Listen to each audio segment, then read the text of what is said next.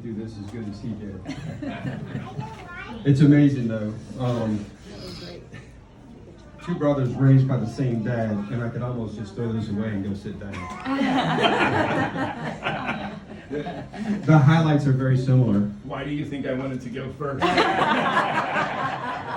You've always been spoiled. But for those of you I haven't met yet, my name's Troy Lyle. I am the oldest son. And if it's hard to tell us apart, I'm the much taller one that still has some hair. Just in case you need to be able to figure that out. First of all, like Todd, I do want to thank everybody for being here today to honor my dad. He was such a wonderful man, and we're all going to miss him tremendously. Except for some of you guys that play golf with him.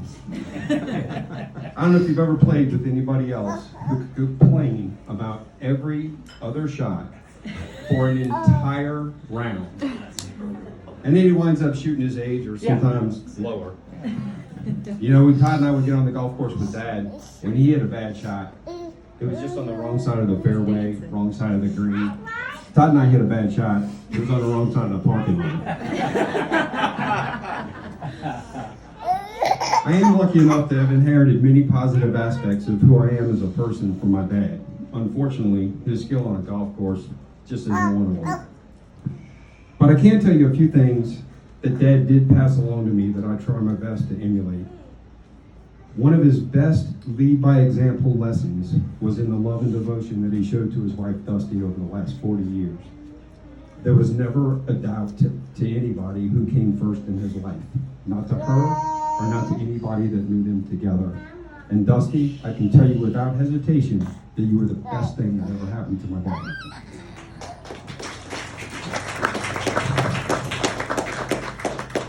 I do think that that's a big part of the reason that my wife continues to put up with me, is that she sees some semblance of this quality in me.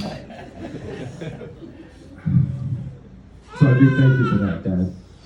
Another attribute that my dad had was the love and pride that he showed in his family, from his parents and his siblings, all the way down to his great-grandson.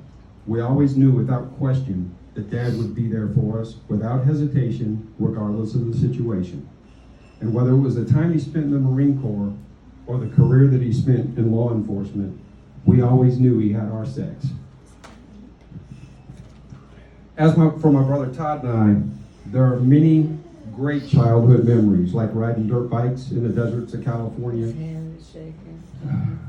Can't help it. To going to Rams, Dodgers, and Angels games, and making road trips to Northern California to visit family, and many, many more.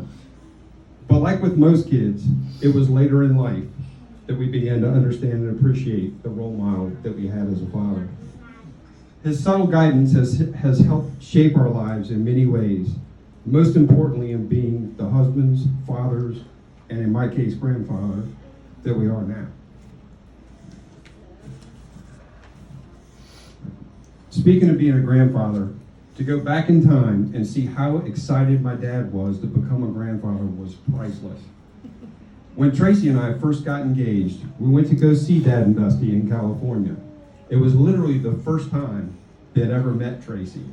And within 30 seconds of the introductions, Dad's first question was, "So when are we having grandchildren?" No pressure there, right? No.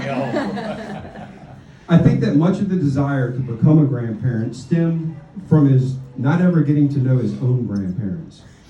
It was such a concern for him that on the day that his first grandchild was born, Dad and Dusty sat down and filmed themselves. They each introduced themselves and did a bit of a biography so that their grandchildren would at least know who they were and what their voices sounded like in the event that anything happened to them.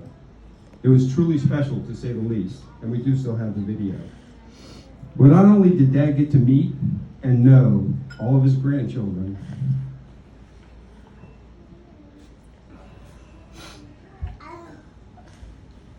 but he also got to meet his first great-grandchild. And don't worry, Dad, when he gets a little older, we're going to show him the video and tell him all about camping. There was no denying the love and pride that you could see in his eyes when it came to his grandchildren, no matter how small the accomplishment, from birthdays to graduations, ring ceremonies, or elementary school plays, to soccer tournaments and gymnastics meets, Dad was always there, and he just beaming with pride.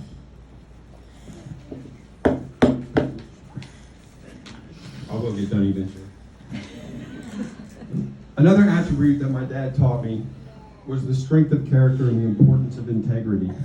He epitomized that quality by always doing the right thing, regardless of whether or not anybody was watching. He was who he was, and what you saw was what you got. There was never a hidden agenda. If he told you that he was going to do something, rest assured it would get done.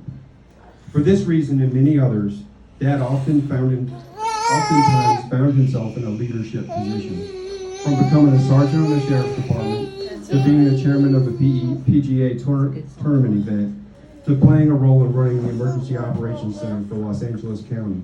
The people around him knew that they could count on him to get the job done. And staying true to form, Dad would diminish his own role in the project's success and credit the people around him. Losing him is difficult for all of us.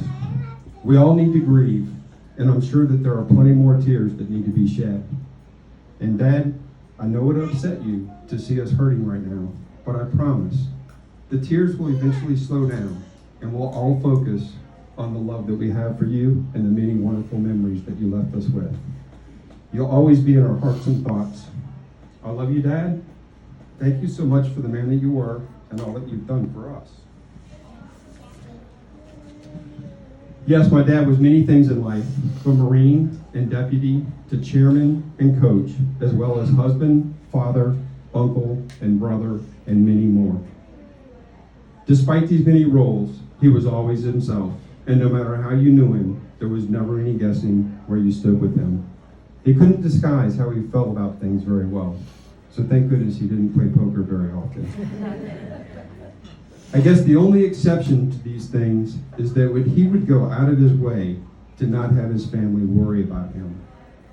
Whenever there was something going on with him, he would always downplay things so we wouldn't get upset. He was always trying to protect us, whether we needed it or not. That was my dad, always looking out for us. And now, Dad, we're here to look after what's important to you. You can rest easy. You lived your life in a way that we're all proud of, and you taught us well. The example that you set in regard to family and integrity will live on. This family that you love so much is here, and now we got your six. Rest in peace, Dad. I know that you did it right.